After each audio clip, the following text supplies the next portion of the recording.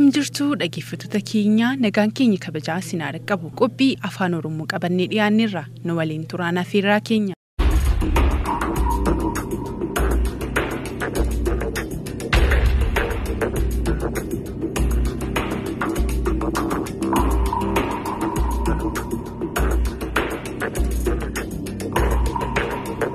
Afaan Oromoo afaan barreeffamaa fi barnoota afaanii afaan qo'annoo fi qorannoon ittiin gaggeeffamu erga ta'e waggoonni 25 ol darbaniiru. Yeroo ammaa kanas gara afaan saayinsii fi teekinooloojiitti ol ce'aa jira. Bulchiinsa mootummaa naannoo Oromiyaa keessatti afaan hojii ta'ee tajaajila. Dhaabbata barnootaa keessatti kutaa 1 haga 8tti afaan barnootaati. Saayinsiin hawaasaa fi saayinsiin uumamaa afaan Oromoon kan barsiifamu yommuu ta'u, akka barnoota afaanittis kutaa hunda keessatti ni baratama. Kutaa 9 haga 12 keessattis akka gosa barnootaatti kennama. Kana malees kolleejjii leenjii barsiisotaa keessattis afaan barnootaaf barnoota afaanii ta'ee tajaajilaa jira. Ogeessi afaan Oromoo sadarkaa digirii jalqabaaf lammataan eebbifaman hojii seektara adda addaa keessatti ramadamanii hojjechaa jiraachuus beekamaadha. Yuunivarsiitota naannoo Oromiyaa keessa jiran keessatti immoo digirii jalqabaatii hanga digirii sadaffaatti barsiifamaa jira. Fakkeenyaaf Yuunivarsiitii Wallaggaa keessatti bara 2008 irraa kaasee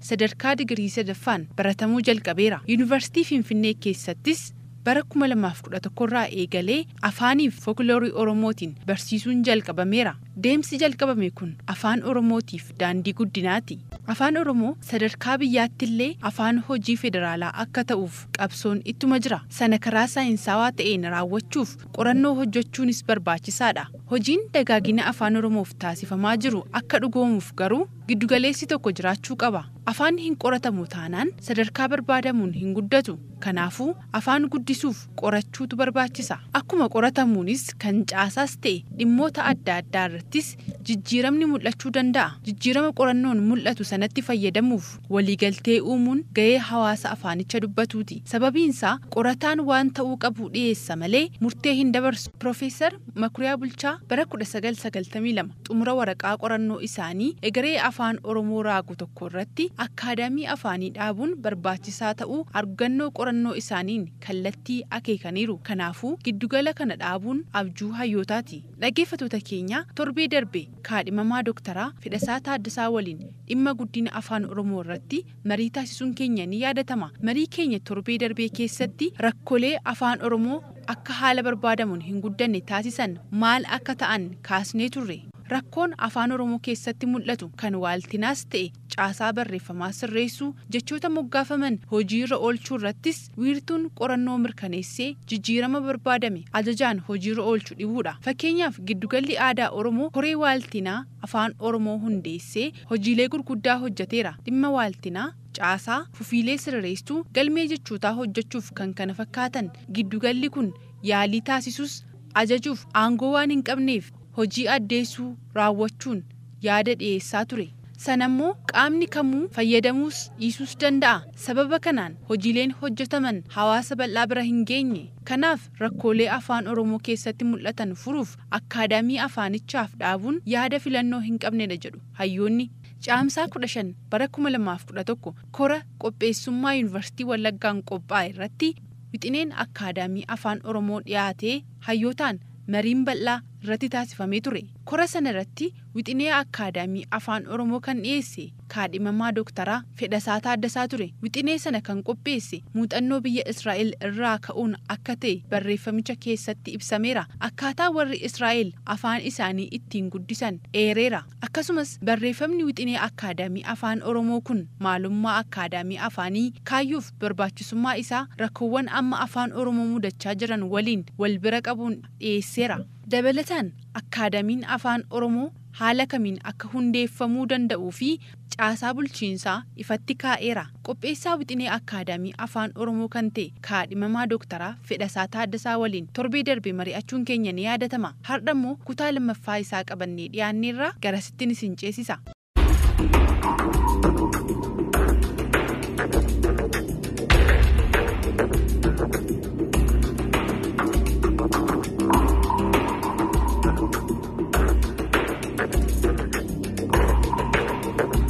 rakkoon afaan Oromoo keessatti mul'atu gaa kan waaltinaas ta'e caasaa barreeffamaa sirreessuu kuni jechoota moggaafaman hojiirra oolchuu irrattis gaa wiirtuun qorannoo mirkaneessee kan hojiirratti hiikuu jiraachuu dhabuun akka rakkinaatti gaa kan ka'amu keessumaa yeroo dhiyoottis gaa kan hojjetamaa ture koreen waaltinaa jira ture haga ta'e hojjechaa ture garuu haga barbaadamu hojjechuu hin dandeenye jechuudha. Caamsaa 15 bara 2011 dhimma akaadaamii afaanii hundeessuu irratti gaa korri taa'amee ture yuunivarsiitii Wallaggaatti hayyoonni yuunivarsiitii adda addaarraa argamanii yuunivarsiitii sanatti gaa kan walitti qabamanii turanii jechuudha. Egaa waa'ee sanaa haasa'u keenyaan dura maalummaa akaadaamii afaanii haakaasuuti akaadaamiin afaanii maal of keessatti qabata kan jedhume jalqaba. Akaadaamii afaanii jechuun kan idil addunyaa irratti waan beekamaadha. Akka waliigalaatti afaan akkamitti qoratama kan jedhu akaadaamii afaanii keessatti argatta. Akaadaamii afaanii jechuun giddugala afaan itti qoratamu jechuudha. Akaadaamii yeroo kaafnu namoonni waa'ee barnootaa qofatti fudhatu. Fakkeenyaaf akaadaamiin yuunivarsiitii keessa jira, akaadaamiin akkasii, akaadaamii barnootaa, akaadaamii maal jedhu jira waan ta'eef. Akaadaamiin afaanii garuu sanarraa adda. Maaltu adda godhaa?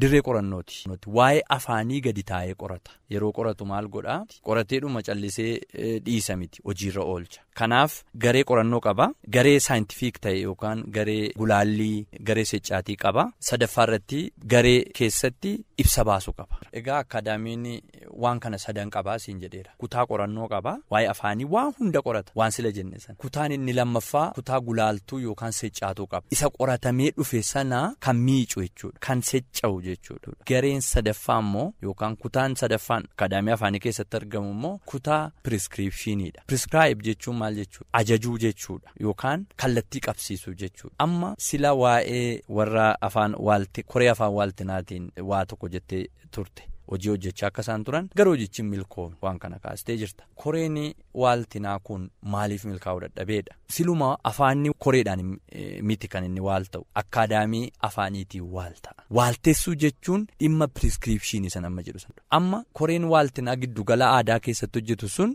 diskiraayib gochuu danda'a. Waa'ee waan sanaa ibsuu danda'a malee piriskiraayib gochuu hin danda'u yookaan ajajuu hin danda'u jechuudha. Ajajuudhaaf si duuba poolisiitu jiraachuu qaba. Humnatu jiraachuu qaba. Aangootu jiraachuu qaba. Akaadaamii dhaabbate jechuun mootummaatu duuba jira. Poolisii ergaaf waan barbaachisu seeratu duuba jira jechuudha. Abukaattoo dhaabbata isatu dhaabatee falma kun buqqa'uu qaba jennaan buqqa'uu qaba. Kanaa achi sirrachuutu irra jira jechuudha. Kanaaf rakkoonni achiin mudate maalinni dhimma diskiripshiniiti malee dhimma piriskiripshinii miti jechuudha. Egaa afaan Oromootiin kan hin bakka buuse ajajuu yookaan kallattii kennuu murteessuu murtoo dabarsuu akka jechuuttan kaa'e. Egaa isa kana afaan keessatti inni guddaan rakkoon waaltina duukaa wal qabatu afaan Oromoo keessatti keessumaa kana galmaan ga'uudhaaf akaadaamii afaanii giddugaleessa tokkotti kaa'utu barbaachisa. Qorannoon afaaniin hojjetameera. Yuunivarsiitiin Jimmaa hojjeteera, Yuunivarsiitiin Wallaggaa hojjeteera, Yuunivarsiitiin Haromaayaa hojjeteera. Oromiyaa keessaa baay'ee maqaa dha'uu dandeenya. Yuunivarsiitiin Bulee Horaafaa kun amma gadaarratti hojjechuu jalqabaniiru. Waan gaggaarii waraqaa gaggaariitu hojjetame. Garuu giddugaleessi irratti wanti qoratame kun dhufee hojiirra ooluun argamne. Amma baruutu akaadaamiin afaanii giddugaleessatti dhaabbate iddoo hundaatii waan hojjetame kana fiddee hojiirra oolchuurraa kana fi waan si rakkisuun qabu jechuudha. Sababni isaa qoratameera kaa. Qorannoon baay'een garuu maal irratti hafe? Sheelfii irratti hafe jechuudha. Kanaaf hanqinni sana duukaa wal qabatee dhufee dhimma akaadaamii irratti hojjetamuu qabuti koreedhaan hojjetan. Koreedhaan immoo sana murteessuu hin dandeessu jechuudha. Sababni isaa seeraan wantoota ati ilaaluu qabdu baay'eetu jira waan ta'eef. Waxabajjii 15 bara 2011 dhimma akaadaamii afaanii hundeessuu irratti mariin taasifamee ture. Yaadni wal darbullee ture jira. Kana yommuu jennu namoonni hedduus kan yaada sana fudhachaa turanii akka yuunivarsiitiin Wallaggaa akaadaamii afaanii hundeessuuf karoorfateetti kan haasa'amaa ture jechuudha. Garuu akaadaamiin afaanii hundeessuuf eenyutu aangoo qaba? Inni ijoodha moo yuunivarsiitiidha moo eenyudha aangoo akaadaamii afaanii hundeessuu keessatti gahee kan qabu? Baay'ee gaariidha. Amma muuxannoo biyya biraa fiduu qabnaa jechuudha. Gaaffii atamma jette kana deebisuudhaaf. Akaadaamii afaaniitiin biyyi beekamtu tokko biyya Israa'el, biyyi biraan biyya Jarmanii. Warra akkasii kun akaadaamii afaanii qabu. Keessumaa biyyi baay'ee malaalfatamtu dhimma kana biyya Israa'el. Anis moodeeluma sana ilaalaa waan tureef achirraa asii ka'uu barbaadeen. Afaanni Ibiruu yookaan afaan warra Israa'el ture. Afaan Ibiruu waggaa 500 ukkaanfame. Waggaa 500 badee lafarraa. akka inni badu akka inni ittiin dubbatamne warri isaaniin kolleneeffatan irratti hojjetanii turanii waggaa 500 booda walabummaa isaanii yeroo argatan keessumaa bara 1953 Akaadaamii Afaan Ibiruu jedhu dhaabbatan. Akaadaamii Afaan Ibiruu yeroo dhaabbatan waanan silasiin jedhu sana kutaa 3 hojjetanii jechuudha. Kutaa qorannootu jira, kutaa waa'ee afaanii sana irratti jechuudha, kutaa gulaaltuutu jira. Yookaan isaan computer center jedhu kutaa itti gara barreeffamaatti deebi'u akka jechuuti. Kutaa prescriptionii jira, kutaa itti ajaji waa'ee afaan sanaa murtoon darbu jechuudha. Maal godhu sitti fakkaatee hin qoratu waan hunda sichaanii fidu yeroo dhufan miidiyaa waamu, mootummaa waamu, hawaasa waamu jechuun hawaasa waamuun si barbaachisu miidiyaatti gadhiifteenaan hawaasa qaqqabeera waan ta'eef achittiti waan bullaa'ee dhufe irratti lafa mootummaan dhaggeeffatutti lafa eenyu miidiyaan jirutti ibsa baasuu jechuudha afaanicha irratti. Akkasitti afaan isaanii fooyyessanii bara 1953 asitti afaan du'e deebisanii kaasanii har'a afaanni biroo dishineerii afaan Oxford Ingiliishiidhaan dorgomullee maal godhaniiru barreeffatanii kaa'ataniiru afaan sadarkaa isaa eeggate godhaniiru afaan saayinsiif teekinooloojii godhaniiru namni biyya isaanii dhaqee afaan sanatti akka inni fayyadamuu danda'u godhaniiru jechuudha. Kanaaf isaaniif eenyutu dhaabeedha egaa amma gaaffiin akkuma silasiin jedhe inni NGO wayii hundeessuu hin danda'u yookaan namni dhuunfaa wayii akaadaamii hundeessuu hin danda'u yookaan yuunivarsiitiin tokko akaadaamii hundeessee amma inni hojjetu amma wayii tokko amma daangaa wayii qaba. Kana hundeessee galmaan ga'uu kan danda'u mootummaadha. Mootummaa aangoo ofirkaa qabu jechuudha. Isatu hundeessa mootummaan dhufee darbuu danda'a. Caasaan sun garuu hin darbu. Caasaan bulchiinsa hawaasaa garuu hin darbu. Jechuun caasaan bulchiinsa hawaasaa kan siin jedhu biiroon jira maaloon jira amma mootummaa yoo darbee aadaaf turizimiin jira. Mootummaan tokko yoo darbee sirni barnootaa jira. Akkuma kana akaadaamiinis ofiisaa danda'ee dhaabbataa jechuudha. Kan Israa'eliin yookaan akaadaamii afaanii biroo eenyutu hundeessee waan adda addaa dubbistee kitaaba isaanii irraa weebsaayitii isaanii irraa arguu dandeessaa. Ministeera of Education isaaniitu ministeera barnootaa isaaniitu hundeesseef. Kanaaf inumaayyuu akaadaamii afaanii hundeessuudhaaf aboo kan qabu seerumaan kan kennameef mootummaadha. Kora waxabajjii 15 bara 2011 yuunivarsiitii Wallaggaa irratti gaggeeffame keessatti wixinee akaadaamii afaanii dhiyeessitee turte. Wixinee sanas ani argeetii jira. Mee kaayyoonni akaadaamii afaanii dhiyeessiteef maalidha? Yeroo sana maaliin barbaadanii silaa waa'ee warra Ibiruusii kaaseen ture. Ibiruuni ministeera of Education isaaniitu bu'uureesse. Sababni kana jedhuuf maali? Sababni sun ta'eef qaama mootummaati waan ta'eef poolisiitu duuba jira isaan hundeessanii fi dhimmi kun afaan isaanii sadarkaa kanatti guddate. Amma isa booda yeroon wixinee kana qopheessu as deebi'ee taa'etan yaaduu jalqabe eenyu haa hundeessu waa'ee afaan Oromoo kan jedhu irratti. Ministeera barnootaa keenyatu nuuf hundeessuu danda'a. Mootummaa naannoo Oromiyaatu nuuf hundeessuu danda'a gaaffii jedhu keessa galee waan baay'ee ilaale. Egaa ministeera of Education Itoophiyaadha. Dhimma Itoophiyaa dhimma tarii afaan isa kamiirratti xiyyeeffata iyyuu kan jedhu ni gaaffii biraati. Afaan Oromootiif iddoo kennee hojjechuu danda'a kan jedhuufi baay'ee itti amanuu hin dandeenyeen akkuma dhuunfaa kottu. Kanaafuu eenyu haa bu'uureessu akaadaamii afaanii kan jedhu mootummaan naannoo Oromiyaa bu'uureessuu qaba. Mootummaa naannoo Oromiyaa jalatti hundaa'e siyaasarraa walaba ta'e warra hayyootaan akka inni socho'uu fi garuu mootummaan wanni inni bu'aa buusuu fi danda'u mana kennuu fi baajata barbaachisu ramaduu fi leecalloo adda addaa dhiyeessuu fi yeroo inni prescribe godhummoo seeraan deeggaruu sanarraa kanaaf wanti hundi barnootaan beekumsaan yookaan immoo qorannoodhaan raawwatamaa jechuudha. Kanaaf mootummaa naannoo Oromiyaa jalatti akka hundaa'uuf wixinee kana qopheesse. Isa booda mootummaa naannoo Oromiyaatiif waraqaa kana galchuuf yaalii baay'ee godhean. Yaaliin godhe sanatti milkoomne. Wixinee akaadaamii afaanii ati qopheessite sana keessatti haala kamiin caasaan bulchiinsa akaadaamii afaanii kan hundaa'u? Egaa yeroon wixinee sana qopheessu mootummaa naannoo Oromiyaa jalatti hundaa'uu qabaa jedhee yaade mootummaan naannoo Oromiyaa jalatti boordiidhaan akka inni bulu itti waamni boordii ta'ee garuu daayireektera olaanaadhaan bulu. Isa booda of jalatti caasaa adda addaa qabaata. Irra isaa keessa mootummaa naannoo Oromiyaatu jira. Isa jalatti akaadaamiin afaanii dhufa. Akaadaamii afaanii sana caasaa warra siin jedhe sanatu jira. Caasaa qorannootu jira yookaan kutaa qorannootu jira. Kutaa gurguddaa 3 qaba. Kutaa qorannootu jira. Kutaa gulaallii fi seeccaateetu jira. Kutaa ajaja kennu yookaan murtoo dabarsuutu jira jechuudha. Caasaa kana keessatti yeroo kutaa qorannooti jennu waa'ee afaanii sila kaafne sana caasaa afaanii irratti, galmee jechootaa irratti, waaltinaa afaanii irratti, hiika jechootaa irratti waa hedduu irratti qorannootu hojjetama. Isa kanaaf foolderiin achi keessatti uumameera jechuudha. Iddoo kamitti qoratamuu qaba kan jedhu. Fakkeenyaaf caasaa keessatti qulqullina akkaataa qubeessuutu jira. Qubeessuu irratti namni rakkina baay'ee qaba. Sana irratti qubeessuun akkamitti hojjetamuu qaba, leenjiin akkamitti kennamuu qaba, kutaa leenjii illee of jalaa qaba jechuudha. Kutaan qorannoo sun kana erga ta'ee booda gara seccaatii fi gulaalliitti darbaa. Isaan seccaanii gulaalanii qaama olaanuuf dabarsu. Qaamni olaanuu sun immoo yookaan kutaan ajaja dabarsu yookaan murtii dabarsu sun immoo bakka mootummaa fi miidiyaan hawaasni jirutti murtoo sana dabarsaa. Caasaan isaa bifa kanaan hojjetama. Barbaachisummaa akaadaamii afaanii waan wal nama gaafachiisu miti. Maaliif akkuma jalqabarra kaasne qorannoon tokko hojjetamee bu'a qabeessa ta'uunsaa mirkanaa'us qorannoon sun akka hojiitti galuuf murtoo dabarsuudhaa fi giddugalli tokko barbaachisaadha. Haa ta'uti afaan Oromoo erga afaan barnootaas ta'e afaan hojii akka naannoo Oromiyaatti ta'e waggoota hedduutti kan lakkoofsise akka Itoophiyaatti dubbattoota hedduutti kan qabu. Garuu yoo ilaallu naannoleen biraa akaadaamii afaanii qabu. Oromiyaan garuu hin qabu. Mee rakkoon kanaa maali jetta akka keetii? Egaa amma walumaa gala xiyyeeffannoo kennuu dadhabuu irraa madde. Tokko hayyoota dhaggeeffachuun barbaachisaadha. Mootummaan waa'ee afaanii haasa'uu qabaan jennu nuyi. Waa'ee afaanii kana haasa'uu qabu isa qoratu. Yeroo haasa'u immoo yeroo namni ogeessa afaan sanaa haasa'u immoo mootummaan dhaggeeffatee haala mijeessuudha. Yeroo tokko na yaadadha obbo Lammaan walitti nu qabanii akka nuun jedhan nuti yaada finnaa waan hunda hojjenna jechuu hin dandeenyu. Qoradhaati yaada fidaa nummoo akkasitti hojjechuu dandeessan haala mijeessinaa nuun jedhanii turani jechuudha. Yeroo tokko Adaamaatti walitti nu qabanii yeroo sana onnachuu kan hin jalqabe yeroo kana sanadha dhimma kana hojjechuudhaaf. Mootummaan xiyyeeffannoo kennuu dide kan nu jennu waa'ee afaanii qorachuu dide jechaa hin jirru nuyi. Garuu afaan akka qoratamuuf haala mijeessuu dideedha. Akaadaamii afaanii biyyoonni biraa akka Sumaaleen qaba, Affaar illee qaba. Kana Oromiyaan maaf dhabeen nama xiyyeeffannoo kennuuftu dhiba. Waa'ee afaan isaatiif dhaabni xiyyeeffannoo kenneef hin jiru. Mootummaan xiyyeeffannoo laanneef. Egaa akkuma dura sii kaasee yeroon wixinee kana qopheessu mootummaa naannoo Oromiyaatiifan carraa kana kennee jechuudha akka inni banuuf. Garuu argadhee amma mootummaa naannoo qaqqabsiisuu hin dandeenye.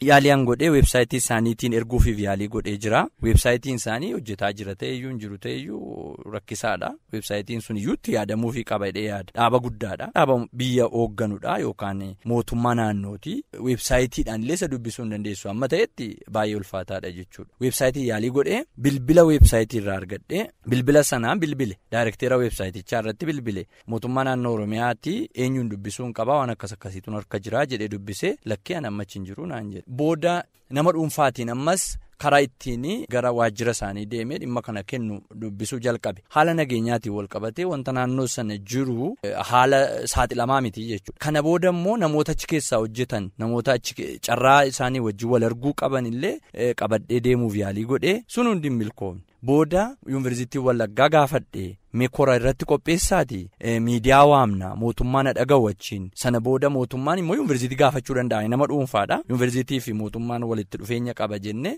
dhimma kana yeroo yaannee qophii sana akka qophaa'u yuunivarsiitii gaafadha. Yuunivarsiitiin ani dhugaa dubbachuuf yuunivarsiitii Wallaggaa baay'een galateeffadha. Qarshii 500,000 ol kora sanaaf gadhiisee jechuudha yuunivarsiitiin. Waan kanaa olii wanti nuyi barbaannu hin jiru waa'ee afaan keenyaati jedhee yuunivarsiitiin dhimma ofii godhee dhimma kanarratti hojjete. Booda koreen namni 10 dhaabbate. Koree nama 10tu akaadaamiin afaanii Oromiyaatti dhaabbachuu qaba jedhu kora sanarratti murtaa'ee jechuudha. Isuman jedhu irrattu hayyoonni kora sanarratti yookaan isaan jedhan akkuma waraqaan dhiyaate nutti agarsiisu qaamni nuuf dhaabu kan biraan jiru mootummaa naannoo Oromiyaatu nuuf dhaabuu qabaa jedhaniitu kunoo viidiyoon isaa guutee jira jechuudha. Dhaabbanni keessan illee OBN illee hojjeteera. Kanarraa dhaganii dhaggeeffachuun hin danda'ama. Miidiyaa irratti sirriitti dubbatame, Mo'aa irratti dubbatameera, ETV irratti dubbatameera, OBS irratti dubbatameera, OMN irratti dubbatameera, OBN irratti daqiiqaa 4 illee taatu malee nu dabarsitanii. Kanaaf daqiiqaa 90 fa'aa kan irratti nuuf hojjetee jira dhimma kana irratti jechuudha. Qophiin sun guutummaatti kunoo maalirra jira yoo barbaaddu YouTube irra jira. Garuu mootummaan kun eessa jira jedhee deebiin hin gaafanne. Koreen namni 10 dhaabbatee akaadaamii kana hundeessuu fi sochii godhee karaa seenee dhimma kana raawwatu tokkoon arganne amma irratti waraqaa baannee jirra jechuudha. Biiroon dhimmi isaa laallatu fakkeenyaaf biiroon barnoota Oromiyaa, biiroo aadaa fi tuurizimii Oromiyaas yaaluuf carraan kanneen. amma dhimma kana fuutee dhattee aadaaf turizimiidhaan akkaadaamii afaanii bani yoo jettee isuma duriiti. Waanuma beekamaa waanuma amma giddugala aadaa keessa taa'u sanadha waan biraan ta'u. Mootummaa yoo hundeesse akkuma biiroo aadaaf turizimii Oromiyaa hundeesse mootummaan akkaadaamii afaan Oromoo hundeessuu qaba. Kanuma akka ittiin adeemu taanaan calluma itti dhattee biiroo barnootaa jala galchitee calluma itti dhattee waajjira aadaaf turizimii jala yookaan biiroo aadaaf turizimii jala galchitee waan tokko hiikan qabu. Haa ta'uutii garuu ministeerri barnootaa iyyuu guyyaa isaanii gidduu turan fakkeenyaaf Dr. Garramuu Hulluuqaan wajjin turan gaafa sana. Mootummaan kana hundeessuudhaaf fedhas humnas qabanuun jedhanii jechuudha. Kanaaf ammani karaa gama koo yaalina ni gochuu iddoo kanatti hanqateedhu muummicha ministeeraa bira dhaquu qofa yoo ta'in ala wanti naaf hin jiru jedhee yaada. Kanaaf maal wayya jettee waa'ee akkaadaamii afaanii kana ilaalchisee akka dhaabbatuu fi afaanni haala barbaadamuun akka guddatuuf abbaa qabaatee giddugalli qorannoo jiraate akka guddatudhaa fi eenyumaa laa godhu yuunivarsiitota irraa hayyoota irraa mootummaa irraa maaltu eegama jira. Egaa yuunivarsiitiin qorannoo taafuuf amma yuunivarsiitii Wallaggaa akkaadaamii Dr. Hayilee Fidaa hidhee jalqabeera. Garuu amma inni deemuu danda'u kutaalee ammanan isin jedhe sana raawwachuu danda'a. Qorachuu danda'a. Waan qorate sana immoo seecca'uu danda'a. Gulaaluu danda'a. Akkaadaamii isa giddugala kana jiru isa Oromiyaan hundeesse sanaaf immoo inputii yaada kennuu danda'a. Qorannoo erguufii danda'a. Sanaan ala yuunivarsiitii Wallaggaa yookaan yuunivarsiitiin Haromaayaa yookaan yuunivarsiitiin Jimmaa piriskiripshinii raawwachuu danda'u.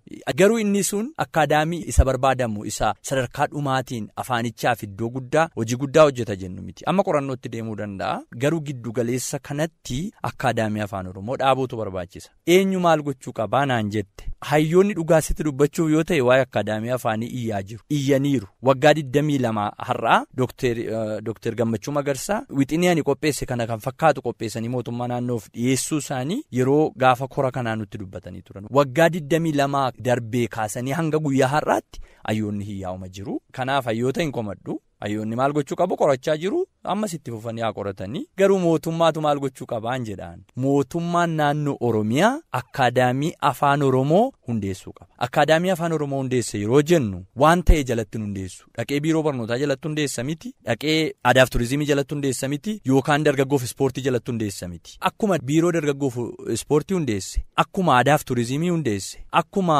giddugala aadaa hundeesse akkuma biiroo barnootaa hundeesse caasaa kana fakkaatu. Akkaadaamii afaan Oromoo hundeesse afaan saba guddaa kanaa akka qoratamuuf karaa kennuu danda'a. Egaa maal gochuu dandeenya? Nummoo deeggaruu dandeenya. Dhumarratti waan hafee yookaan ergaa yoo qabaattee dabarsuu dandeessa. Dhumarratti wanti dhaamu waa'ee afaan Oromoo kanaan wal qabatee uummanni Oromoo afaan isaatii fi akkan iddoo kennu sirriimatti hin beeka. Iddoo kennuuf jedheen gaafadhu. Beeka kaa uummanni kun bakka kennaa fi haa ta'uti rakkoon tokko hin mul'ata. Ijoollee dhalatanii afaanitti guddisaa jira uummanni keenya. Uummanni magaalaa Finfinnee keessa jiru Oromoon ijoollee afaan Oromootiin guddisaa jira. Ijoolleen kun gaafa guddatan gadduu danda'u. Oromiyaa keessattuu jechuu yeroo dadhaban. Kanaaf dhaloota kana afaan kanatti guddisuun baay'ee barbaachisaadha. Afaan Oromoo akka waan baadiyaatii dhufe qofatti ilaaluun barbaachisaa miti. Uummanni magaalaa keessa jiraatan afaan dhaloota isaanii kanaan ijoolleen akka isaan guddatan mana keessatti afaan Oromoo barsiisuun dirqama ta'a. Amma immoo mootummaan carraa kenneeyyuu afaan Oromootiin Finfinnee keessaa mana barumsaa adda addaa keessatti baratamaa jira. Ijoollee isaanii wiirtuu itti afaan Oromoo baratamu kanatti akka barsiifatan ijoolleen Oromoo ta'anii abbaa faatee Oromoo ta'anii afaan Oromoon beenne carraaqqii godhanii afaan isaanii akka baratan sababni isaa carraa Oromiyaa irraa argamu kana akka isaan hin dhabnee fi waamichi ani dabarsu inni maatiin ijoollee isaanii afaan Oromoo barsiisuutu irra jira. Dhaamsi lammaffaan qabu hojjetoota mootummaa naannoo Oromiyaatii fi hojjetoonni mootummaa naannoo Oromiyaa akka qorannee arginetti yoo ta'e afaan Oromootti sadarkaa barreeffamaa qofatti fayyadamaa jiru. Biiroo baay'ee kan dubbatamee ittiin walii galamu kan namni ittiin taphatu kan namni ittiin hojjetu afaan biraati. Afaan Amaaraatiin utuu dubbatanii dhageenya waan ta'eef seeratu isin